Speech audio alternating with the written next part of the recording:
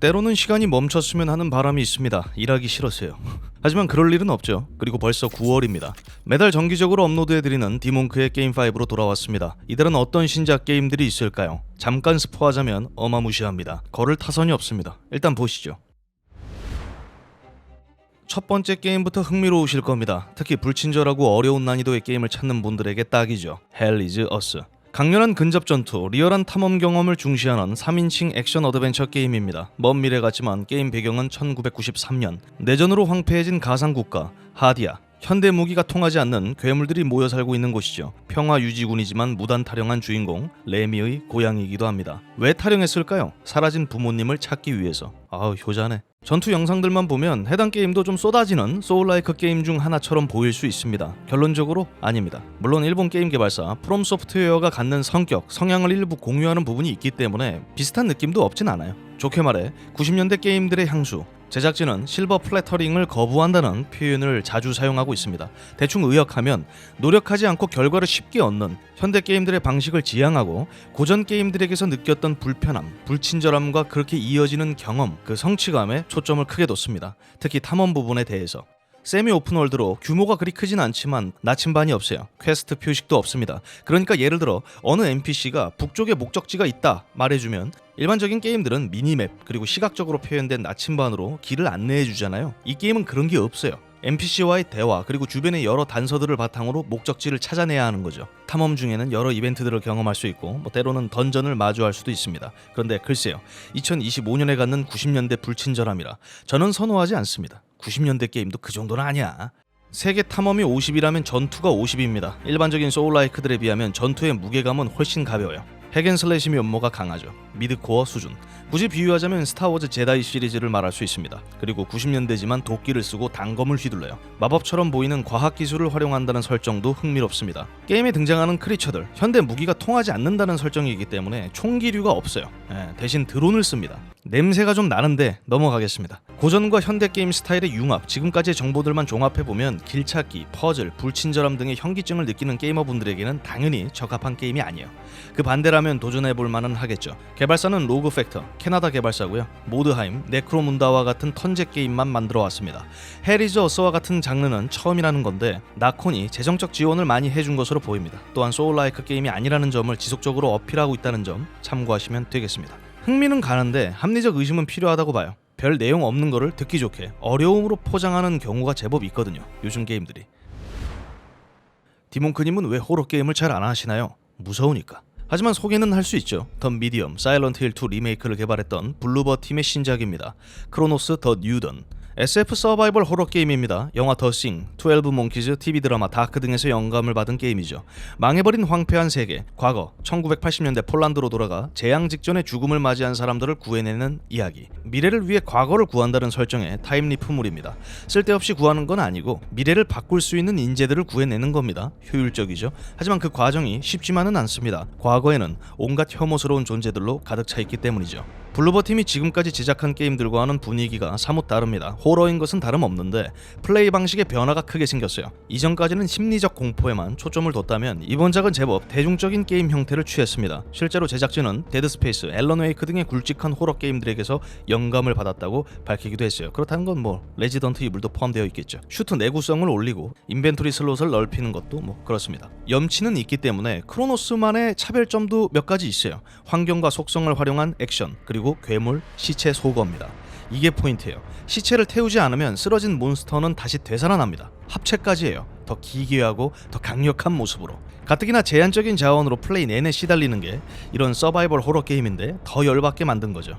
크로노스는 우리가 즐겨왔던 여러 호러 게임들의 요소들이 모두 섞인 그런 게임입니다. 그래서 독특한 느낌의 게임이라고 말하기에는 무리가 있죠. 다만 플레이어를 심리적으로 어떻게 압박하는지 잘 알고 있는 게 블루버 팀입니다. 때문에 이 점을 고려한다면 기대해볼 만한 게임이라고 볼 수 있어요. 저처럼 호러 게임에 취약한 게이머들에게는 어쩌면 역대급 공포를 제공할 수도 있습니다. 대중적인 서바이벌 호러, 만약 이번 작이 흥한다면 호러 마니아 집단인 블루버 팀은 눈이 뒤집힐 수 있습니다. 역시 이게 돈이 되는구나. 그렇게 게임계의 블루마우스가 되는 겁니다. 매번 헷갈려요 둘이. 블루버 팀, 블루마우스. 제가 가장 기대 중인 9월 신작 중 하나입니다. 보더랜드 4. 파밍의 즐거움, 루터 슈터 장르입니다. 외계 유적 볼트를 찾아 헤매는 정신나간 용병들 볼트 헌터 이야기. 더욱 거대해진 게임 규모, 조금 더 무게감 있는 캐릭터 설정을 특징으로 합니다. 이번에도 플레이어블 캐릭터는 4명입니다. 각기 다른 개성, 능력, 매번 그렇죠. 3편 이후의 시점을 다루고요. 게임 배경이 가장 큰 특징이라고 보는데요. 기존 판도라에서 벗어난 카이로스라는 새로운 행성이에요. 총 4개의 지역으로 나뉘어져 있는데 이게 규모도 규모지만 심리스 디자인으로 바뀌었습니다. 각 지역을 이동하는데 로딩이 없어요. 혹은 매우 짧거나 넓은 게임 세계를 탐험하는 데 있어 필요한 탈 것과 조력자 역시 추가됐습니다. 언제 어디서나 부를 수 있는 커스텀 가능한 디지러너. 단순 탈 것은 아니고 터렛을 부착해 적들을 공격할 수 있어요. 그리고 에코4라는 드론 역시 포함됐습니다. 퀘스트 보상을 대신 수집해주고 지역 스캔 및 최적의 경로를 표시합니다. 캐릭터 외형을 변경하는 기능도 포함되어 있고요. 게임 플레이에 큰 도움을 주는 친구입니다. 앞서 소개한 헬 이즈 어스와는 참 대조적이죠. 이건 어떻게 해서든 편하게 만들어주려고 노력했어. 보더랜드 3 경우 당시 시나리오 때문에 욕을 대차게 먹었던 걸로 기억합니다. 저도 엔딩은 보지 못해서 그 이유를 극적으로 공감은 못하고 있습니다만 아무튼 제작진은 이를 고려해서 제법 굵직한 변화를 줬어요. 메인 빌런을 더 진지하고 위협적으로 디자인해줬고요. 볼트의 기원 및 비밀을 다루면서 서사의 깊이감 역시 더했습니다. 전작의 단점들을 보완하기 위해 노력했다. 이게 중요합니다. 잠깐 말씀드렸지만 보더랜드 시리즈의 진짜 즐거움, 저는 파밍에 있다고 봅니다. 게임을 계속 플레이하게끔 만드는 원동력이죠. 우리가 디아블로를 수백 수천 번 죽이고도 계속 플레이하는 이유와 같습니다. 더 강력한 장비를 얻기 위해서. 무한 파밍, 이번엔 무기 커스텀 기능도 강화됐고요. 전리품 가치의 밸런스를 재조정하기도 했습니다. 여전히 최대 4인 협동 플레이 대응하고요. 더 반가운 소식은 이번 4편 역시 우리말 더빙이라는 점이고요. 에픽 게임즈 스토어 기간 독점이 아니라는 점입니다. 이게 정말 중요해요. 제가 보더랜드 3를 플레이하다가 접었던 가장 큰 원흉이 에픽이었습니다. 출시 초기 세이브 파일 유실, 클라우드 세이브 충돌, 그 이후로 에픽을 삭제했어요. 저는 지금도 에픽을 사용하지 않습니다. 그런데 이번 보더랜드 4는 출시와 동시에 스팀에서 즐길 수 있어요. 물론 아쉬운 점도 있습니다. 84,800원 비쌉니다. 그래서 가격 때문에 논란이 되기도 했었는데 저는 그러려니 해요. 코나미, 블리자드 생각해보세요. 어정쩡한 리메이크, 리부트도 8, 9만원을 받습니다. 마리오 카트 카트리지 9만원이에요. 우리말 더빙까지 8만원이면 이제 그러려니 해야죠. 새로운 확장팩인가 했는데 후속작이었습니다. 다잉 라이트 더 비스트. 원래 DLC로 시작되었다가 규모가 커지면서 스탠드얼론으로 나오게 됐습니다. 물론 또 다른 이유도 있어요. 2023년 해커로 인한 스토리 유출. 낮에는 만만하고 밤에는 무서운 좀비들로부터 쫓기는 쫄깃함. 어지럽지만 익숙해지면 흥미로운 파쿠르 액션이 특징인 게임 시리즈예요. 오픈월드고요. 이번 더 비스트가 반가운 점은 아무래도 1편의 주인공이었던 카일 크레인의 이야기를 담아냈다는 점일 것 같습니다. 제법 뜬금없었던 게 2편이었거든요. 주인공이 바뀌었으니까 1편의 주인공은 어떻게 된 거야 그래서? 라는 궁금증. 1, 2 그 사이 공백을 메우는 게임인 거죠. 게임 배경도 바뀌었어요. 1편의 하란이 아닙니다. 스위스 알프스에서 영감을 받은 캐스터 우즈 계곡이에요. 빌딩 숲 사이가 아니라 진짜 숲속을 뛰어다녀야 합니다. 물론 숲만 있는 건 아니에요. 말이 그렇다는 거지. 도시도 있습니다. 시리즈 최대 특징 중 하나인 파쿠르 액션을 버릴 수 없기 때문에 안 넣을 수가 없죠. 바이러스에 감염됐던 카일은 다른 이들처럼 좀비가 되지 않고 인간과 좀비 그 사이에 무엇인가가 됐습니다. 그래서 인간화, 야수화. 야수화라는 표현이 맞을지 모르겠는데 어쨌든 두 가지 형태의 폼으로 게임을 풀어나갈 수 있게 됐습니다. 더 빠르고 더 강하게, 이전 대비 더 폭력적이고 잔인하게 좀비들을 학살할 수 있습니다. 하지만 그만큼 카일의 몸에 무리가 가기 때문에 야수화가 계속 유지되는 건 아닙니다. 여전히 오픈월드로 설계됐고요. 규모는 2보다 작습니다. 다만 조금 더 밀도 있게 만들어 줌으로써 1편과 비슷한 수준으로 추정되고는 있어요. 그리고 시리즈 중 가장 최신화된 캐릭터 애니메이션, 더 디테일한 신체 절단 시스템, 역동적인 날씨 시스템 등이 추가됐습니다. 완성도는 더 높아졌다고 봐야죠. 그리고 기존 시리즈가 최대 2인 협동 플레이였던 반면 이번 비스트는 최대 4인 협동 플레이를 대응합니다. 친구들과 짧고 굵게 즐길 만한 협동 게임을 찾는다면 나쁘지 않은 대안이에요. 플레이 타임은 약 20시간 정도로 추정되고 있습니다. 개발사는 같아요. 테크랜드. 저도 재밌게 즐긴 게임 시리즈입니다. 엔들리스 스페이스, 엔들리스 던전, 던전 오브 엔들리스, 그리고 엔들리스 레전드. 이쯤 되면 계속되는 엔들리스의 궁금증이 생기실 수밖에 없습니다. 엔들리스는 개발사 엠필티드 스튜디오의 독자적인 세계관입니다. 문명과 같은 4X 전략 게임을 선호한다면 엔들리스 시리즈 한 번쯤 들어보셨을 거예요. 휴먼카인드는 들어보셨죠? 그거 만든 곳입니다. 제가 5번째로 소개할 게임은 이런 엔들리스 시리즈의 최신작이에요. 엔들리스 레전드 2. 1편의 아우리가 행성 파멸 이후 새로운 행성 사이아드하에 정착한 생존자들의 이야기를 다룹니다. 문명, 휴먼카인드와 같은 게임들과는 결이 많이 다릅니다. 현대 인류를 다루는 게 아니라 판타지 세계관이거든요. 비교하자면 에이지 오브 원더스 생각하시면 될 것 같습니다. 아름답지만 치명적인 위협으로 가득한 해양세계 사이아드하. 그리고 각각의 뚜렷한 개성과 고유 이야기를 지닌 세력들. 플레이어는 이 중 하나를 선택해 자신만의 방식으로 세력을 확장하고 세계 패권을 차지해야 됩니다. 영웅 시스템을 비롯 퀘스트와 같은 요소들도 포함되어 있어요. RPG의 면모를 많이 갖췄기 때문에 플레이어 몰입감 부분에 있어서 저는 이게 문명보다 한 수 위라고 봅니다. 목표만 다룬다면 사실 다른 4X 게임들과 크게 다르진 않아요. 정복, 과학, 경제, 외교, 승리 등등 그런 거 있잖아요. 제 경우에는 다 정복으로 게임을 끝냈습니다. 그게 제일 쉬우니까. 전작과의 가장 큰 차이점이라 한다면 끊임없이 변화하는 세계입니다. 핵심적인 변화죠. 타이드폴. 대충 번역하면 조석 변화 시스템이 도입됐습니다. 마음의 소리 조석이 아니고요. 해수면이 주기적으로 오르내린다는 겁니다. 끊임없이 지형이 변화하기 때문에 그에 맞춰 전략 수정이 필요해지는 거죠. 전투 시스템도 개선됐습니다. 개별 유닛 제어가 가능해졌고 휴먼카인드처럼 지형의 고저차를 활용할 수 있게 됐어요. 더 입체적으로 게임이 변한 거죠. 기존 유저분들은 당연히 즐겨보실 거고 아닌 분들은 고민 좀 하실 텐데 저는 추천하고 싶어요. 취향에 맞는 게임들만 찾아 즐기면 이 좋은 게임들을 많이 놓칠 수 있습니다. 이런 게임은 한번 도전해 보셔야 돼요. 제게 있어서는 9월의 최고 기대작 중 하나입니다. 보더랜드 4 엔드리스 레전드 2. 이건 전 무조건 합니다. 메인 리스트는 모두 끝났습니다. 하지만 여러분들을 위해서 메인에 포함되지 못한 보너스 게임들 간단하게 준비했습니다. 9월, 10월은 2K와 EA가 신작을 쏟아내는 달이기도 합니다. 그런 의미에서 NBA 2K26, 26 매번 소개하고는 있지만 대체 뭐가 달라진 걸까? 라는 의문을 가질 때가 많습니다. 그게 스포츠 게임이죠. 하지만 다듬기는 현재 진행형입니다. 매번 새롭다는 프로플레이 모션 엔진, 더 생생하고 사실적인 움직임 구현, 점프슛을 위한 리듬 슈팅 메커니즘 도입, 기존 스크립트로 작성된 모션 캡처 애니메이션에서 시스템 기반으로 더 사실적인 선수 간 충돌 구현, 로스터 업데이트, AI 시스템 향상됐고요.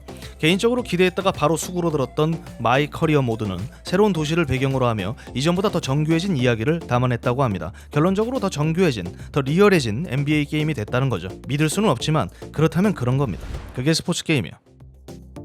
농구는 2K, 축구는 EA 스포츠 FC26도 출시됩니다. 향상된 하이퍼 모션 기술로 더 사실적인 선수들의 움직임 구현, 새로운 이적 시스템과 선수 성장 시스템 추가로 더 풍성해진 커리어 모드, 최신 로스터 등을 특징으로 합니다. 스포츠 게임들 다 이래요. 더 사실적으로 변했다, 이런 변화를 줬다. 하지만 실제로 즐겨보면 큰 변화를 느끼기는 어렵죠. 그럼에도 우리는 늘 구매하고 욕하면서 즐깁니다. 그게 스포츠입니다. 2017년 출시됐던 할로우 나이트의 후속작도 출시됩니다. 실크송. 제가 라이브에서 싱글송이요? 라고 했던 그 게임 맞습니다. 2D 메트로베니아 장르고요. 단순하지만 도전적인 게임 난이도를 특징으로 합니다. 보기보다 어려워요. 이번 작은 더 민첩하고 역동적인 움직임을 가진 호넷이 주인공입니다. 알 수 없는 이유로 낯선 세계에 납치됐다는 설정이며 왕국 정상을 향한 호넷의 여정을 다룹니다. 배경이 바뀐 거예요. 곤충들의 왕국이라 불리는 팔룸으로 200가지가 넘는 적들, 40여 가지가 넘는 보스들이 준비됐습니다. 다잉라이트처럼 초기 DLC로 기획됐던 게임이었습니다. 규모가 커지면서 이렇게 따로 빠졌죠. 여전히 단순해 보이지만 그 단순함 속에 숨겨진 어려운 게임 난이도 또다시 경험하고 싶다면 도전하시면 되겠습니다. 이게 생각보다 인기가 참 많아요. 신인류, 아우터들의 인류 해방을 위한 투쟁, 데몬 엑스 마키나, 타이타닉, 사이언. 보다시피 메카닉 액션 게임이고요. 무기 커스텀에 따른 다양한 플레이 스타일로 빠르게 전개되는 전투가 특징입니다. 전작은 딱히 규모가 큰 게임은 아니었습니다. 그런데 이번에 오픈월드로 바뀌었어요. 메카닉 위주의 게임이기 때문에 확실히 더 나은 선택이라고 볼 수 있죠. 물론 그렇게 월드 밀도가 높아 보이진 않습니다만 세 장에 갇혀있는 느낌보단 낫죠. 최대 2인 협동 멀티플레이 모드 포함되어 있고요. 곧장 멀티플랫폼 출시입니다. 외계 행성 탐험과 메카닉에 관심 있다면 눈여겨볼 만한 타이틀이긴 합니다. 근데 너무 큰 기대는 하지 마세요. 그게 마블러스 게임들이거든요. 묵직한 설정, 가벼운 게임. 제 경험에는 그렇습니다. 워낙 유명한 시리즈이기 때문에 메인에 넣을까 하다가 최근 코나미 게임들의 품질에 의심병이 돋아서 보너스에 넣었습니다. 사일런트 힐 F. 직전 리메이크 제외하면 상당히 오랜만에 나오는 사일런트 힐 신작입니다. 이거 기대하시는 분들 많으실 것 같아요. 그게 사일이니까. 전작들과는 달리 게임 배경이 1960년대 일본입니다. 한 지방산간에 위치한 에비스 가오카라는 마을이죠. 60년대로 설정한 이유는 그 당시 일본이 지금보다 미신을 더 많이 간직하고 있는 시대였기 때문이라고 해요. 그럴 수 있죠. 주인공은 평범한 학생인 히나코. 허연 안개가 쌓이면서 기괴하게 변한 마을. 그 속에서 살아남기 위해 발버둥 칩니다. 옷이 찢어지고 공포에 떨지만 쇠파이프와 나기나타와 같은 무기를 휘두르며 공포에 저항하죠. 아쉽게도 샷건은 없습니다. 근데 이게 좀 그렇지 않아? 저거 휘둘러서 뭐 잡겠어? 제작진은 100% 일본식 공포를 구현한 게임을 만들고 싶었다고 밝혔습니다. 정신적 세계, 심리적 공포 체험에 신경을 많이 썼다고요. 그런데 이거는 블루버 팀이 더 잘하는 건데 코나미는 네오바즈 엔터테인먼트라는 개발사와 협업했습니다. 캡콤 레지던트 이블 시리즈 외전 및 멀티플레이 게임을 주로 개발했었어요. 솔직히 내놨던 게임 품질들이 그렇게 좋지만은 않았습니다. 고로 이번 사일런트 힐 F가 네오바즈에게 있어서 굉장히 중요한 작품이 될 것 같은데요. 정말 미안하게도 저는 합리적 의심이 필요한 게임이라고 판단됩니다. 그럴싸한 컷신만으로 감출 수 없는 묘한 덜떨어짐이 좀 보이거든요. 물론 100% 일본식 공포를 선호한다면 거를 수 없는 게임이긴 합니다. 그런 게임이 드무니까. 하지만 게임 가격이 93,300원이라는 것 참고하시기 바랍니다. 제가 준비한 신작 게임 소개는 여기까지입니다. 소개할 게임이 10개를 넘기지 않기 위해 노력하고 있습니다. 이쯤 되면 게임 10 아닙니까 이거? 아무튼 이번 9월도 즐거운 게이밍 라이프 되시길 바라고요. 이번 영상이 유익하고 도움이 되셨다면 구독, 댓글 부탁드리면서 저는 여기서 인사드리겠습니다. 디몽크였습니다. 시청해주셔서 감사합니다.